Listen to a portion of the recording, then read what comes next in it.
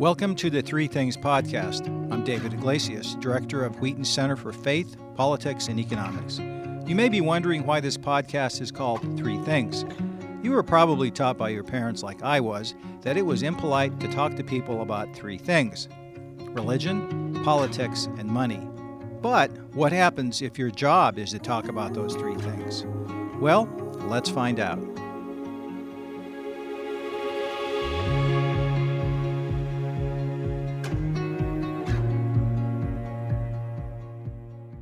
Today's guest is Erik Greupner, CEO of the San Diego Padres baseball team. Here's what Padres owner Pete Seidler said. Erik has earned his promotion by assembling strong business and baseball operation groups within our organization while working together towards our singular goal of winning a World Series championship. Erik is a steady hand and a multi-talented leader, and he has been the driving force behind our innovative business growth in a continuously evolving sports landscape. Wow, nice words. Greupner originally joined the Padres in December of 2010. He oversees the Padres business operation and leads the growth and development of the Padres business and culture. Prior to assuming the role of CEO, Greupner served as a Padres president of business operations and chief operating officer. Under Greupner's leadership, the Padres set sponsorship, group ticketing, single game, opening series, and non-baseball event revenue and attendance records. Additionally, Petco Park was renovated and improved while earning USA Today's ranking as the number one ballpark in Major League Baseball. Let me tell you, Erik, having been there and to lots of other Major League ballparks, I have to agree with this ranking. It's spectacular. During this time, the Padres also positively impacted the San Diego community through supporting racial justice efforts and frontline workers during the pandemic, including launching California's first COVID-19 super vaccination site at Petco Park. Greupner served in various roles for the Padres, leading the lobbying efforts and negotiations that resulted in the Padres amending its lease with the city of San Diego to significantly increasing the number of non-baseball events at Petco Park and creating a positive impact on the city. He also led the negotiations of a long-term lease and construction of a new Padres spring training facility and renovated baseball in Arizona. And he was instrumental in securing the 2016 Major League Baseball All-Star Game in San Diego. Prior to joining the Padres, Greupner worked as a corporate and transactional attorney with the international law firm of Gibson, Dunn & Crutcher, LLP. While at Gibson Dunn, he advised senior management of public and private companies in general corporate matters, acquirers and targets in mergers and acquisitions transactions, and institutional investors and fund sponsors in the formation and operation of private investment funds. Before his time at Gibson Dunn, Greupner worked in sales management roles, Goldman Sachs and Company, Scudder Weisel Company, LLC, and Lifetime Fitness. He earned his Juris Doctor magna cum laude from the University of San Diego School of Law, where he was a member of the Order of the Coif. I know what that means. He served as a judicial intern for the Honorable M. Margaret McEwen, U.S. Court of Appeals Ninth Circuit. I know her. She's a great judge. A native of Minneapolis, Greupner graduated cum laude from Wheaton College, Illinois, with a Bachelor of Arts degree in Philosophy and Communications in 1997. He's married to Laura, class of 98, and they have 3 children. Wow, that's a long interview. How are you doing today, Erik? Doing great, David. How are you? Well, I've had better days, but I'll feel better when I get this wonderful interview under my belt. Let me introduce you or welcome you to the Three Things podcast of the Wheaton Center for Faith, Politics, and Economics. I met you several years ago and have seen you at Wheaton football chapels. Here's my first huge question. How in the world did a Wheaton football player become the CEO of a Major League Baseball team in America's finest city? Yeah, it's a great question. Well, plenty of serendipity along the way. Certainly God opening doors at the right times for me to end up where I am in so many ways in my life and my career. I grew up, as you mentioned, in Minneapolis, did my undergrad at Wheaton, worked for about 5 years after undergrad before going back to graduate school. And so when I was in law school at the University of San Diego, I was going to school at night while I was working full-time during the day. And I was married at the time. And in fact, my son, who's now a freshman at Wheaton, was born, shortly before I graduated from that night program at University of San Diego. So those were busy years. and led me to then practice law for about 7 years, which was something that I really wanted to do to complement the business experience that I built up over those first 5 years post undergrad. Mm-hmm. And the intention all along was, put about 5 years of business experience with 5 or so years of legal experience, marry the two skill and experience sets, and ultimately find an opportunity to go to work at a company where I could grow into eventually a C-suite role and ultimately a CEO role. That's sort of always been my goal. Mm-hmm. And I stayed a couple years longer than I had anticipated at Gibson Dunn, but had some great experience there. And in 2009, I did the deal on the buy side, or the acquisition side, for the prior ownership group to buy the San Diego Padres. We were living in Orange County, California at the time, 3 young kids. And about a year after the deal closed in 2010, the ownership group and the president of the team at the time, remains a good friend of mine and mentor, asked me to come down and work for the Padres. And my original role and title was Senior Vice President, General Counsel. But I had an understanding, which was really important to me, that if I came in and earned it and proved my capability, I would get the opportunity to take on more responsibility and business responsibility. I didn't want to get pigeonholed into a role that was just legal in nature, not to take anything away from a vocation that focuses exclusively in the area of being a lawyer, whether that's in-house or in private practice. But now that I've kind of explained to you my vision, you can understand why I wanted that opportunity to take on more responsibility, and been incredibly fortunate over the last 13 years to just continually take on more responsibility, culminating with my promotion a little over 2 years ago to Chief Executive Officer. Yeah, so one of the things that I tell my students who are interested in law school is this: you can practice law, but you don't have to practice law. There are lots of JDs who are in the business world, and you're a prime example of that. What's a little more surprising to me is you actually thought about CEO early on and you achieved it.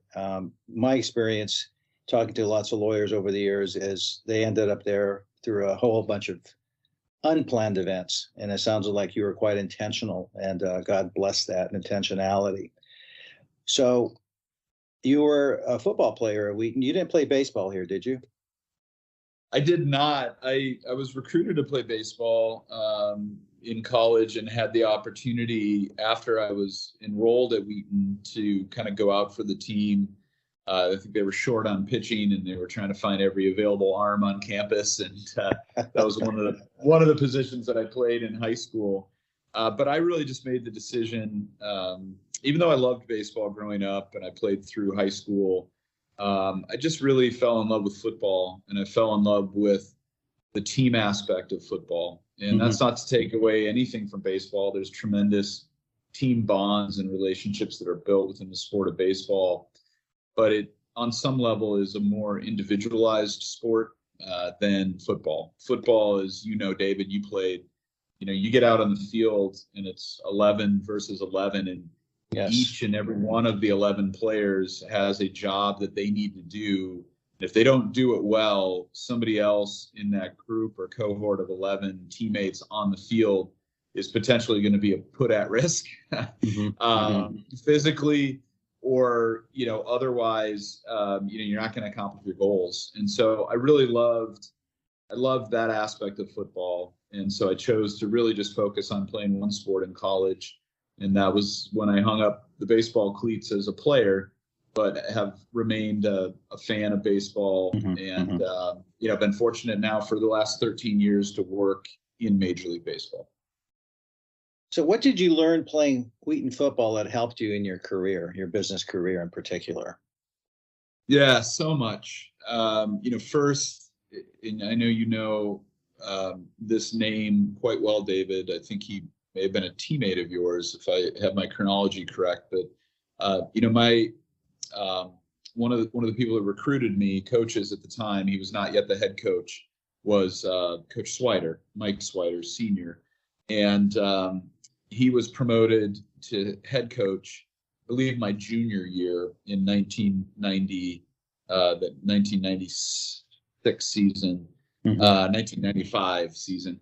And he just had a tremendous impact on my life. Like literally changed the trajectory of my life. And there were other coaches too, Coach Peltz, Coach Vandenbos, who's now the team chaplain and director of player development for the Buffalo Bills. I've kept in touch with him.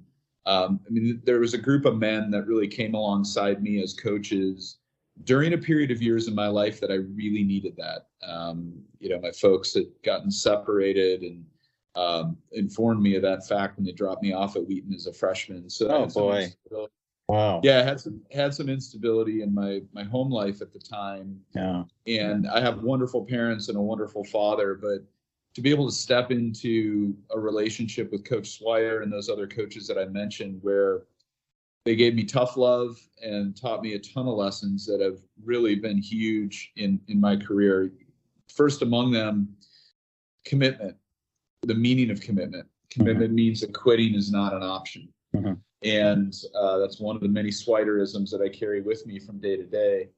And, you know, that extends not only with career, but on the personal side of my life as well. You know, when I married my wife, we've been married now for almost 23 years. You know, I went into that marriage with the expectation and firm commitment that quitting was not going to be an option, that things were going to get hard as they always do in every relationship, but that we were committed to each other before God, and that he had a plan for us, and that we were going to stick it out through thick and thin. And I think when you don't ever entertain the thought of quitting, and you are just so thoroughly committed to something that you have put yourself to, you don't waste time and energy thinking about what ifs or where the grass might be greener. You focus on watering the grass where you're standing. And that has made for a tremendous marriage relationship that I'm so thankful for. And in work, you know, the ability to persevere through long nights as a lawyer at a big law firm, long nights at Goldman Sachs early in my career when I was on the finance side, long nights in my baseball career. You know, it's just, there's a level of stamina and perseverance, mental toughness, and a core principle of commitment that I just think are such great lessons for life in every area: business, vocationally, personally, raising kids, in your marriage, as a friend. There's no part of my life that Wheaton football hasn't touched and has not positively impacted. Well, I got to tell you, that's a huge endorsement. And yeah, Mike Swider was the senior my freshman year. And what I remember about him, besides the fact that he looked like the Norse god Thor, was he was always in the gym working out. I mean, that guy put in the hours. Nobody outworks Swider. And the cool thing is now I see the same thing in his son, Mikey, because I still work out at the gym. I'm not as dedicated as Mike or Mikey, but they're always in there, and it's like Back to the Future, you know. So I'm sure you've read the book Why Football Matters, and if you haven't, I would highly recommend it. Written by a University of Virginia English professor named Mark Edmondson. It's a story about his life in football and how he started off being kind of the fat kid in a working class neighborhood, suburb of Boston, Massachusetts, and how he tries out for football, gets beat up, banged up, discouraged, but he doesn't quit. And he writes life lessons from just those few years playing high school football. He didn't play in college. But the thing that sticks in my mind was this point he made. In football, you get knocked down a lot, but you have to get up. And football in particular, as well as other team sports, helps prepare you for life, because you get knocked down in life. You get knocked down in the law firm. You get knocked down in the corporate sphere. And I just really am a huge fan of this book. I actually buy it for friends of mine. I think I may have sent a copy to you a number of years ago when my wife told me that you were a former football player as well.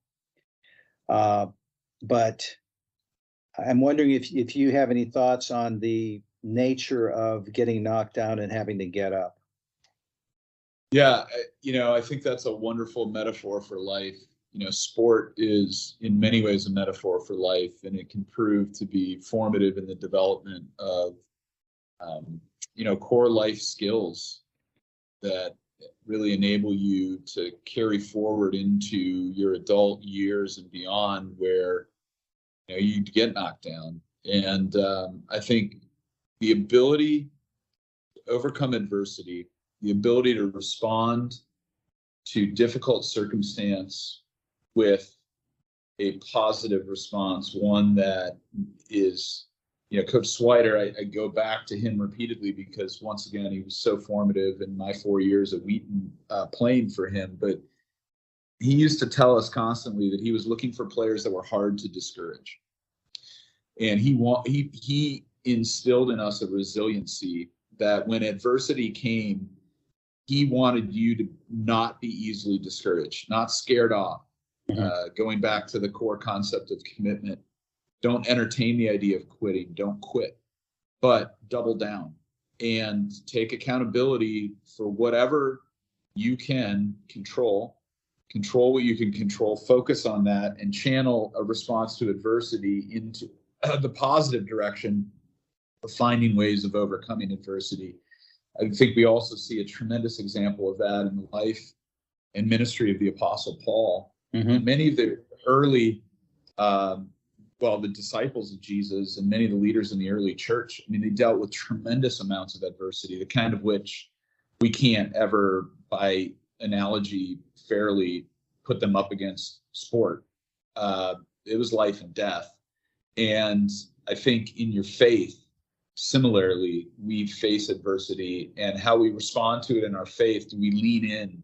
We seek God, or do we run from God? Which, none of us are perfect, and there may be times where we've questioned God or run from God, and He'll never give up chasing us down, as we know. But we always have the opportunity with a relationship with Jesus to lean in to our relationship with Him. And I found that to be a really key secondary impact of my time learning under Coach Swider with football. Is at Wheaton, it's special that faith can be so fully integrated into things like the sport of football and academics. And so when we talked about this idea of getting knocked down and getting back up again, it wasn't just about what happened on the football field. That was a metaphor for our faith. And we had coaches that would encourage us, spend time with us if we were questioning, if we were dealing with the things that can be very difficult that you deal with in your early adult years.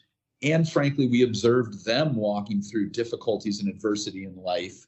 And we saw them lean into their faith consistently on a daily basis, in the Word, in prayer. We had that modeled for us. And I've just tried to carry forward that in my life. And I just consider myself incredibly fortunate to have learned those lessons at Wheaton through the football team. Well, I'm going to make this podcast mandatory reading for all recruits because they actually come, their parents come, and the high school football recruits will come and talk to me because I think I'm only one of 2 faculty members who played Wheaton football here. The other guy's a dean, so he did well, and I've done okay in life, and I kind of explained the lessons that I learned as well. Now, here's a much easier question.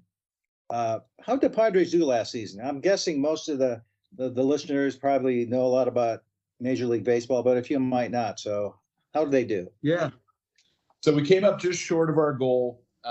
San Diego has never had a major professional sports championship, and we are the only remaining major professional sports team in San Diego. And so our goal year in and year out, we've gotten quite a bit closer to it recently, and hopefully we break through this year, is to win that first World Series championship for San Diego. So we lost in the National League Championship Series to the Philadelphia Phillies.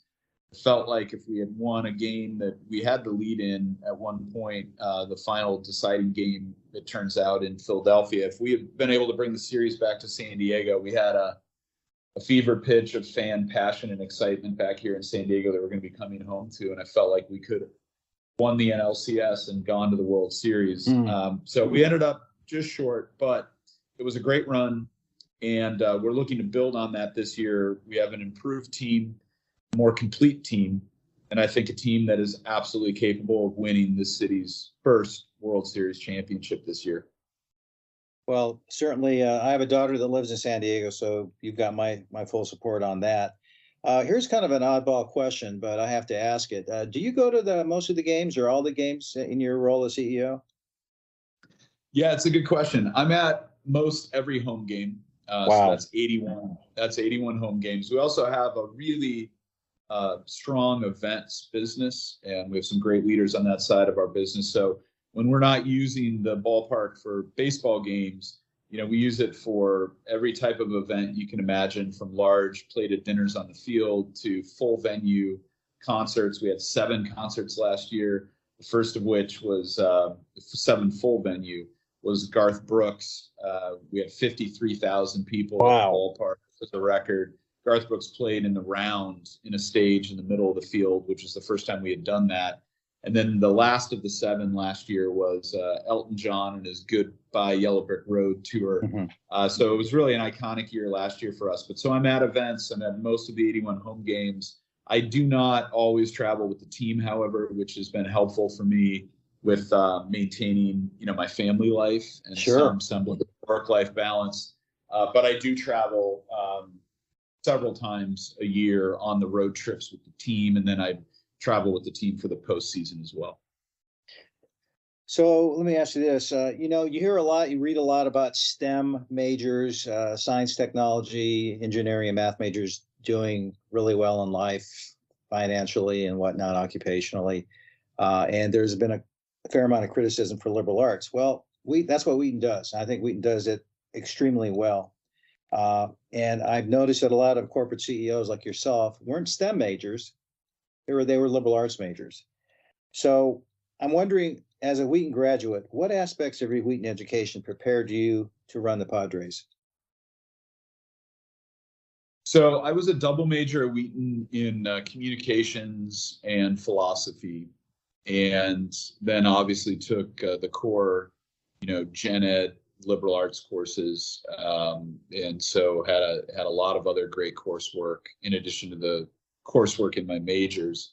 But I would say, on the communication side, rhetoric, the ability to think critically and communicate effectively orally and persuasively was big. I started to really learn how to write well at Wheaton. I loved philosophy, and it was a great prep for me ultimately to go to law school.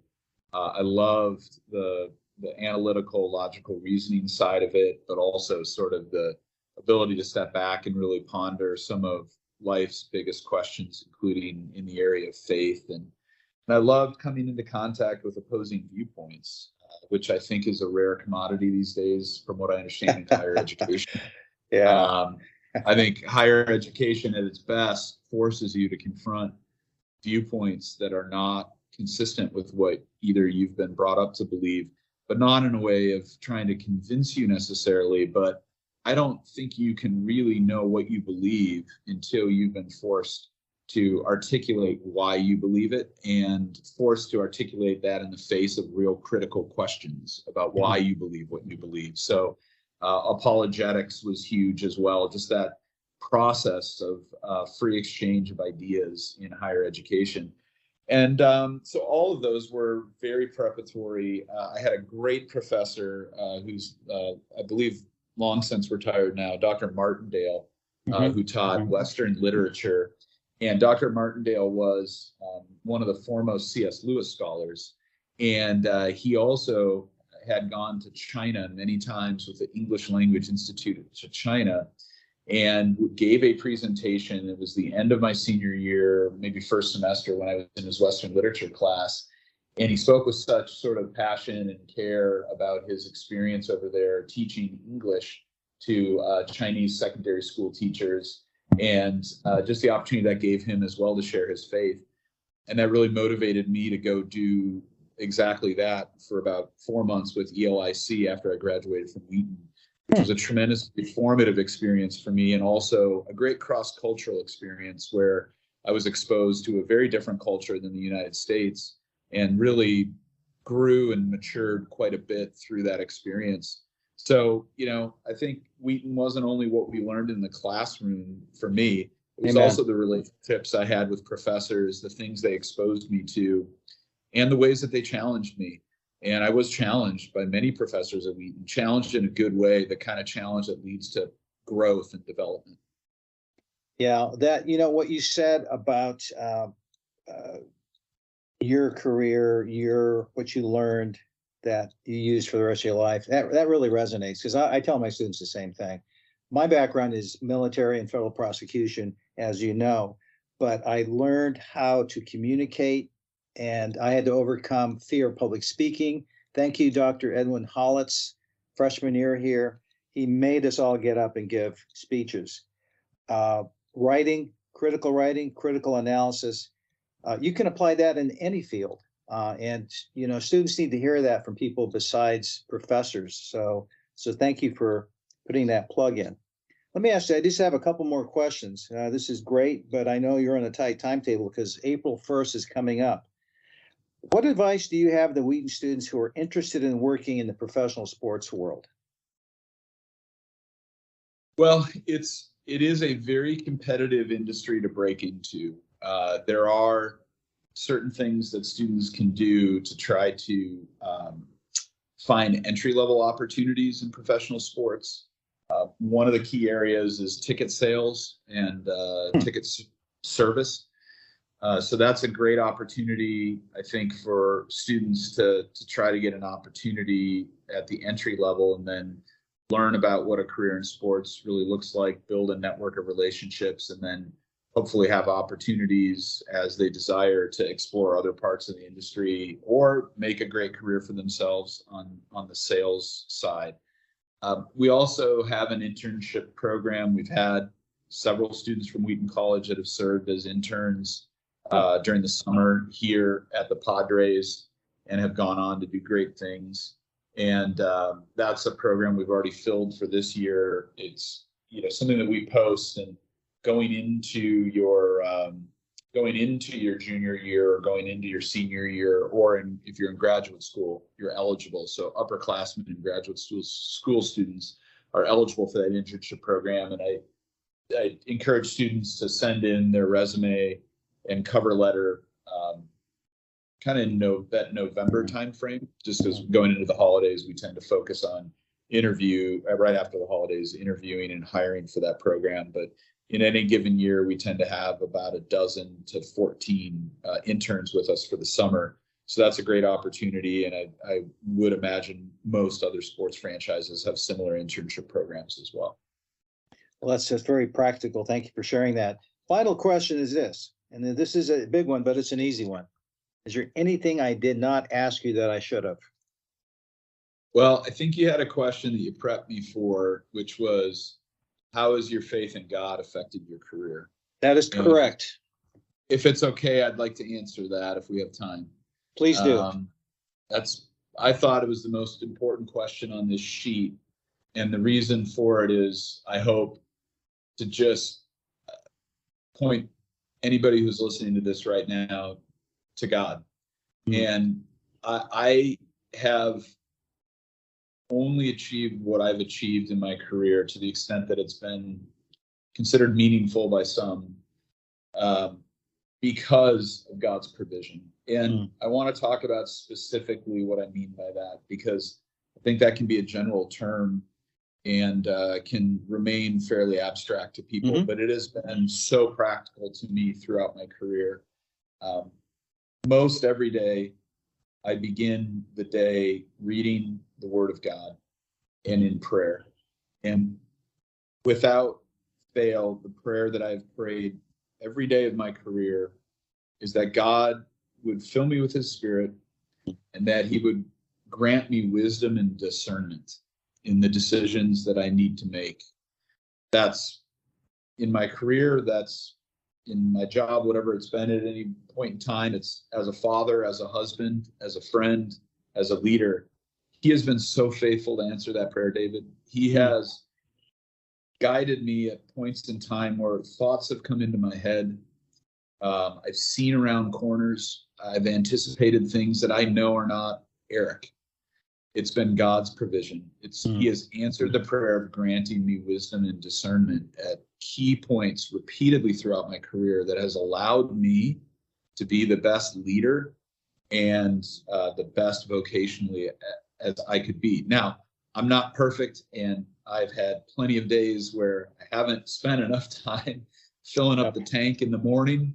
Mm-hmm. And those tend to be the days where there's too much Erik and too little God and in me. And there also have been times that I've blown it, many times, where I've said something that I regret, or I've behaved in a way that's not consistent with God's character or who I want to be in him. Yep. And then I've learned the lesson of the importance of, in humility, going back and apologizing to those around me when I feel like it's needed. And I found that that has been, first and foremost, a really great practice for me to maintain a relationship with God, because I'm being accountable in front of him and others when I fall short. But also, I found that it really has helped over time, hopefully, to show people that even though I'm not perfect, there is a humility that I can take from my mistakes and let them sincerely know that I'm sorry, and that I'm a work in progress, and I'm still improving and learning and growing, and I don't always get it right. And I think there's something humanizing about that when you're a leader that's important. And so in any event, the bottom line is I'm nowhere without God. There's not a single thing of note that I've accomplished in my life or my career that has not been directly from his hand, his provision. He's gifted me in certain areas, and he's given me wisdom, discernment, direction that has enabled me to go and make use of the gifts that he's given me. And I just want to make sure that I say that and encourage anybody at whatever point they're at in their career. It really does matter to connect with God and to ask him to help you. And he will. He will help you in every area of your life. It's an incredibly practical faith, Christianity. And we can take that faith and that relationship with God into every area of our lives, including the marketplace and what we do in our careers. And I've probably not done that as effectively at times as I could have, but every time I've done it, God has shown up, and he's enabled me to do things that I could not have done without him. Well, that's absolutely beautiful. And I'm just wondering, do you have a life verse? And if so, what is it? I do. Psalm 91, he that rests in the shadow of the Most High, or he that is in the shelter of the Most High will rest under the shadow of the Almighty. And it goes on. But Psalm 91 is a bold promise, but it's a promise that requires the hearer, the person to whom the promise is made, to make a conscious decision to find their rest in their relationship in God. That's our responsibility. If we make that choice and we move towards him in relationship and in faith, he will always show up. He will always provide. It may not always be perfect. We may not always understand in the moment why things happen the way that they do, but ultimately, in all things, he is there for us. I've had hard times. I've had hard life circumstances, as we all have. Life isn't always great, but God always is, and he's always there for us. And that promise is something that I've held on to throughout my life. Wonderful. Well, I don't think I could improve on any of that. I really appreciate your time. For the listeners, it took months to schedule this because you're an extremely busy guy, and we found a little niche. And I hope your words will inspire some of our listeners, especially our young students who will listen to this, into clinging to the Word and to view their commitment to the Lord as a lifelong commitment and not just something, for the time being. Erik, thank you, sir. I look forward to seeing you in San Diego. I get out there a lot, and blessings on you and Laura and your family. Thanks, David. I appreciate what you're doing, and it was good to spend some time with you today. Take care. Bye now.